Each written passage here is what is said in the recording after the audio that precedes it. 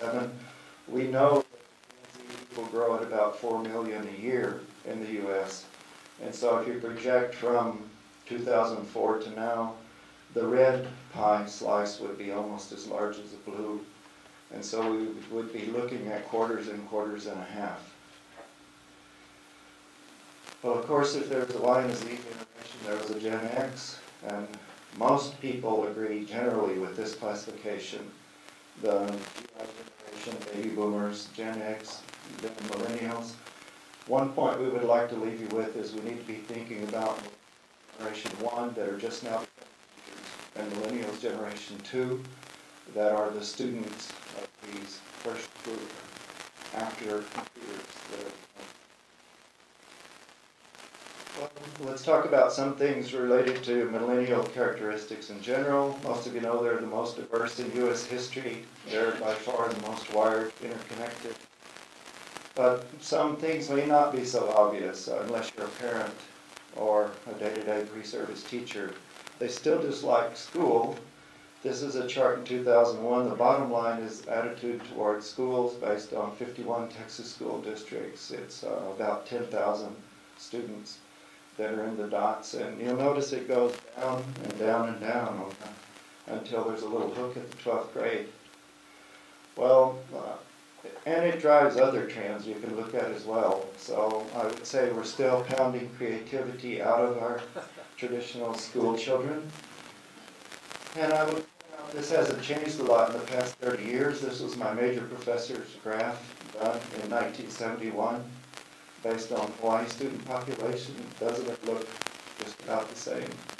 So in some ways we've not moved very far. We still have this problem with school as an institution. But we have a new generation. Most people would say they have 7 traits in common. I would say the fact that they've led sheltered lives, they're pretty confident, and they're team-oriented are 3 that are particularly important as far as thinking about they and their teachers. Everybody agrees they're tech-savvy. Everyone's a little bit afraid to say they're kind of self-centered. The priorities are simple, they come first. But I'll say that as a parent, and so perhaps I could go on record. I'm not sure I want to be quoted. They have some problems as well. They tend to be pre-diabetic and attention deficit. 250% increase in boomers. And for any class, you'll have 2 or 3, if you're a 3rd grade teacher now, that have ADD or ADHD. So it's not possible to be an elementary school teacher anymore without having to attend to these problems.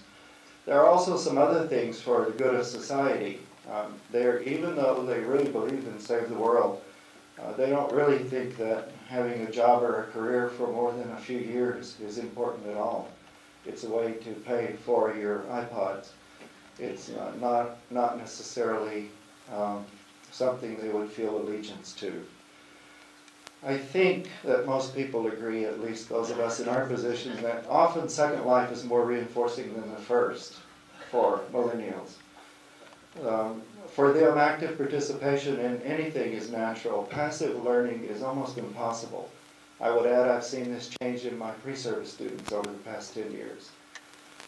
Looking beyond the immediate next step is very difficult, and I would also add this last one. The lifeline is assumed. They don't really worry about what the next 6 steps are down their life, because when they get to the next stop, they're just going to message someone on the BlackBerry and somebody will answer. Now, I'm not judging whether this is good or bad, it's just different for me, and I think different from most of you in the room. There are some special characteristics that Gary Stager, among one, has pointed out that really equip millennials for certain kinds of learning, problem-based learning in particular. I won't go through this slide in detail, but if you look, and if Gary were here, he would make a convincing argument that the characteristics on the right for a successful project-based learning environment line up very well with the attributes that millennials share in common. And so Gary would say, and I would agree, we ought to be aiming toward PBL as the preferred mode of instruction, teaching, and learning for this group. Some institutions are already heading that way. Some of you know about the work at MIT. Earlier last week, I should say, I was at the University of Virginia where they're starting digital fabrication. And with reference to the third picture, the third slide I showed you about where we ought to be heading, I think this work is in the right direction. We've done a little bit in the area of problem-based learning in our own institution. We currently have a grant from the National Science Foundation under the ITEST program, Innovative Technology Experiences for Teachers. It has locations in Maine, Vermont, Texas, and Louisiana. And we have posters of those, and I believe Tandra, we have about a dozen. We'll just hand a little mini poster out as I'm talking to go down the road of the group here. Tandra, would you mind doing that?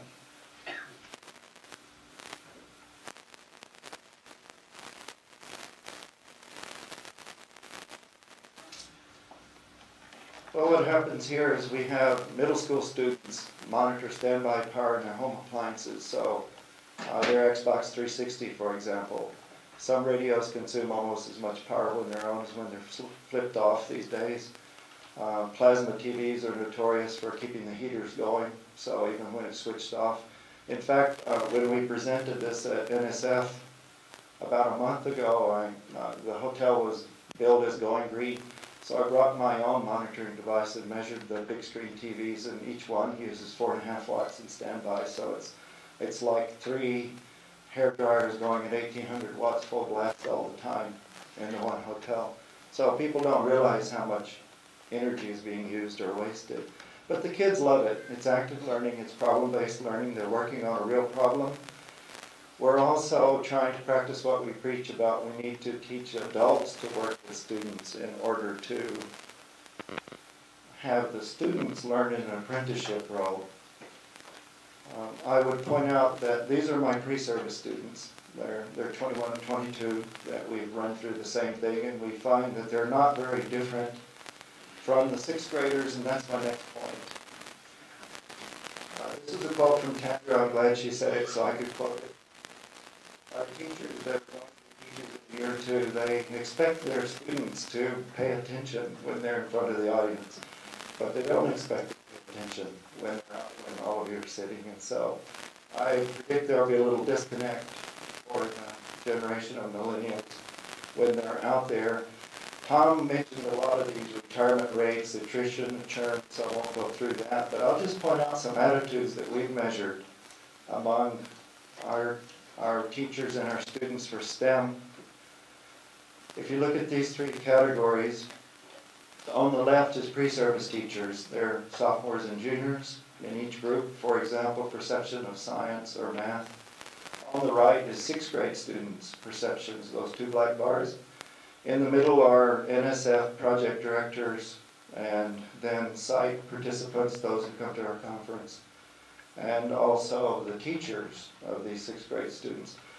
I want to point out especially that in the area of perceptions of science and perceptions of math, the pre-service teachers are even lower than their 6th grade students to be.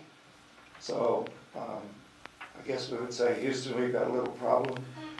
I think that's something we need to work on. I think everyone would agree that the Gen 2 digital age learners are currently the notebook generation. We work a lot with Irving ISD, where they've given all high school students laptops for a long time. This year they switched to all notebooks rather than the full-size Dells. I think that's happening throughout. Very soon we can envision they're going to be the cell phone or handheld generation. Probably cell phone will encompass almost all of these things. So we need to figure out how to use these things in the classroom. They're for everything, including flashlights for my kids, and I'm sure for you too. Just a point here as we're kind of winding down. This is Dr. Christensen's area since she has 2 sons. One of them I left in. If you look at those statistics, for every 100 girls in the 10th grade, there are 94 boys enrolled. 96 boys graduate from high school for every 100 girls. 77 men are enrolled in college for every 100 women.